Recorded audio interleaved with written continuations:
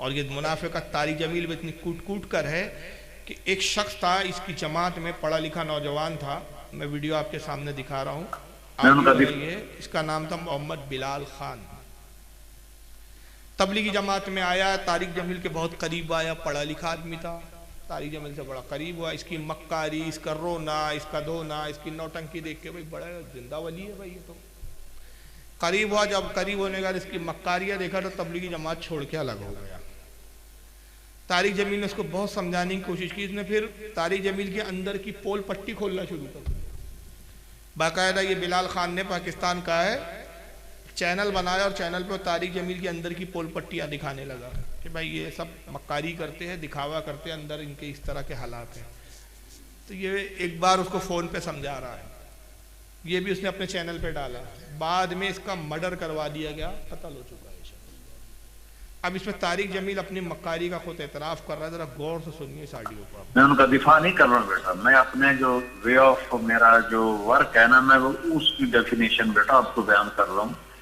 मैं अल्लाह के फज़ल करम से अपने अकाबिर के ही अकायद पर हूँ, लेकिन ये हमारा सॉफ्ट कॉर्नर उनके लिए, उनको करीब करने के लिए है। तो बेटा किसी चीज में भी ना इस तरह एक्सट्रीम होना ये मुनासिब नहीं होता। आप मेरी औलाद की तरह हैं, आप जो भी कहेंगे मैं बड़े प्यार से सुनूंगा। हाँ, मैं आपसे ये दरख्वास्त करूंगा, आप मेरे लिए, अगर आप समझते हैं कि मैं कोई बहुत गलत कर रहा हूँ या कुफर फैला रहा हूँ। नहीं, मैंने कुफर फैलाने की बात नहीं, मौलाना साहब जो बात मैंने कही है उससे मैं तजावुज़ नहीं करता। मुझे दीन का जो है ना, आप जितना इल्म नहीं है, लेकिन मुझे हुदूद का जरूर पता है कि मैं आपको नहीं कहा इतना तो करो ना, इतना तो करो ना। इस वक्त जो एक बात तो अल्लाह ने मुझे दी है ना, एक नेमत के देवबंदियत को दुनिया में खामोशी के साथ अल्लाह ने मेरे जरिए से पहुंचाया है। और लोगों, कितने बरेलवी खानदान टूट के आ गए, कितने शियों के आ गए। मत के देवबंदियत को दुनिया में खामोशी के साथ अल्लाह ने मेरे जरिए से पहुंचाया है। और लोगों, कितने बरेलवी खानदान टूट के आ गए, कितने शियों के आ गए। बेटा उनको करीब करने के लिए, क्योंकि आप तबलीग के नहज को पूरा समझते नहीं हैं, इसलिए आप ये गुस्से हो रहे हैं, नाराज हो रहे हैं।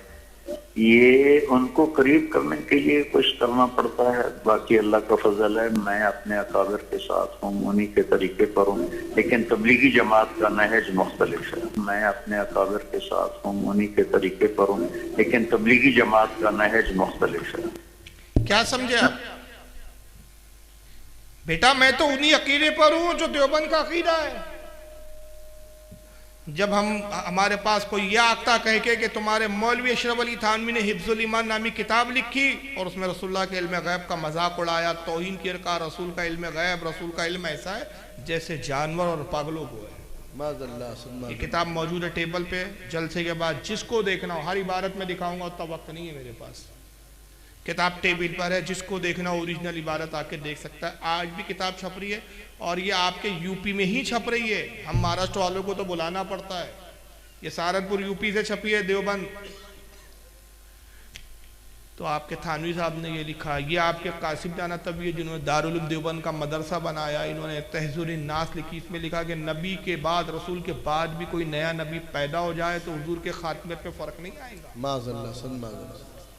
हुजूर खातमुन नबीन इस एतबार से नहीं है कि आखिरी ज़माना है हुजूर का, हुजूर मर्तबे में खातमुन नबीन है, हुजूर के बाद भी नबी पैदा हो सकता है, लेकिन लेवल में छोटा होगा, हुजूर के लेवल का नहीं होगा वो नबी।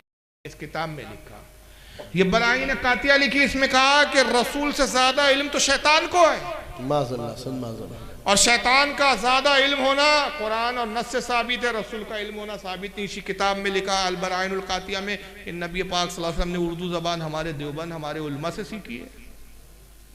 इसी किताब में लिखा नबी पाक सल्लल्लाहु अलैहि वसल्लम का जन्मदिन मनाना, मिलादुन नबी मनाना कन्हैया के जन्मदिन मनाने से भी ज्यादा बदतर है। इन चीज़ों पर आला हज़रत ने फतवे लगाए, ये फतावे रशीदिया है। इसमें रशीद अहमद गंगोही ने लिखा अल्लाह ताला झूठ बोल सकता है, क्यों ना बोले, वो फरमाता है इन्नल्लाह अला कुल्ले शैइन कदीर, हर चीज़ पर वो कादिर है, झूठ बोलने पर भी कादिर है।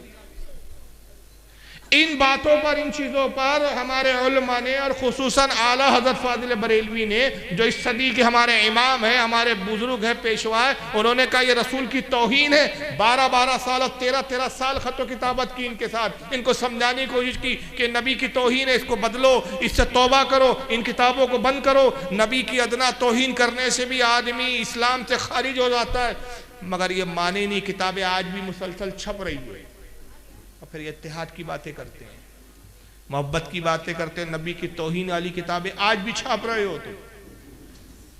इन बुनियादों पर जब इन पे फतवे लगाए गए कि तुम काफिर हो गए, तो फिर ये कहते हैं उस वक्त कि नहीं, हम अशरफ अली थानवी को नहीं मानते। तबलीगी जमात वाले साहब कह देते हम अशरफ अली थानवी साहब को नहीं मानते, हम कासिम नाना तबवी को नहीं मानते, हम तो तबलीगी जमात वाले, हमारा तो अलग रास्ता है। मगर तारिक जमील इकरार कर रहा है कि मैं तो हूँ देवबंद के ही अकीदे पर, लेकिन लोगों को करीब करने के लिए ये मक्कारी इख्तियार करनी पड़ती है। और अल्लाह ने खामोशी के साथ मेरे जरिए देवबंदियत को कितना फैलाया है। कितने बरेलवी खानदान टूट टूट कर आ गए, कितने शिया आ गए। अरे मुनाफिक आदमी, तू राग लापता पब्लिक में, अपने अपने अकीदे पे कायम रहो, एक दूसरे के लिए गुंजाइश रखो। जब कोई बरेली तेरे पास तेरा फिरका कबूल करने आया तो तूने उसको अपने फिरके में लिया क्यों? ये क्यों नहीं कहा कि तूने मेरा बयान नहीं सुना, मेरा उसूल नहीं मालूम? अपने अपने अकीदे पे कायम रहो और एक दूसरे के लिए गुंजाइश रखो। लेकिन अपनी जमात बढ़ाना मकसूद है, अपनी मस्जिदें बढ़ाएंगी, इलाके के इलाके ये अपनी गुमराहियत और अपने कुफरी अकीदे को फैला कर ये लोगों के अकीदे खराब कर रहे हैं। मगर जैसे ही इनके बारे में आप बोलना शुरू कर दो, पेट में दर्द शुरू हो जाता है। इत्तेहाद, फिलिस्तीन, हिंदुस्तान, यूपी, योगी, मोदी सब याद आ जाता है।